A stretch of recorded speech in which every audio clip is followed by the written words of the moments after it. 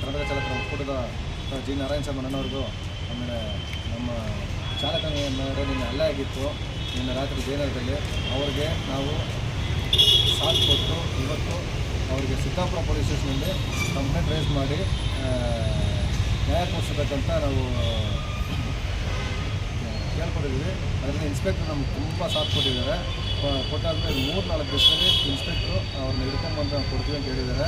ಅದರಿಂದ ನಮ್ಮ ಚಾಲಕರಿಗೆ ಲೇಟ್ ಆಗಿದ್ದರಿಂದ ಅವರಿಂದ ಸರಿಯಾಗಿ ಮಾತಾಡೋಕ್ಕಾಗ್ತಲ್ಲ. ಅದರಿಂದ ನಾವೇ ಕಲಿಸ್ತಾ ಇದ್ದೀವಿ.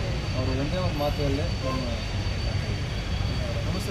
ನಮಸ್ಕಾರ ಸ್ನೇಹಿತರೆ, ಕರ್ನಾಟಕ ಚಾಲಕ ಒಕ್ಕೂಟದ ಅಧ್ಯಕ್ಷರಾದಂಥ ಜಿ ನಾರಾಯಣ ಸ್ವಾಮಿ ಬೆಂಗಳೂರಿಗೆ ಇದೇ ಥರ ID ಕಾರ್ಡ್ ಮಾಡಿಸ್ಕೊಂಡು ಅಲ್ಲಿ ಚಾಲಕ ಒಕ್ಕೂಟಕ್ಕೆ ಸೇರಿಕೊಂಡು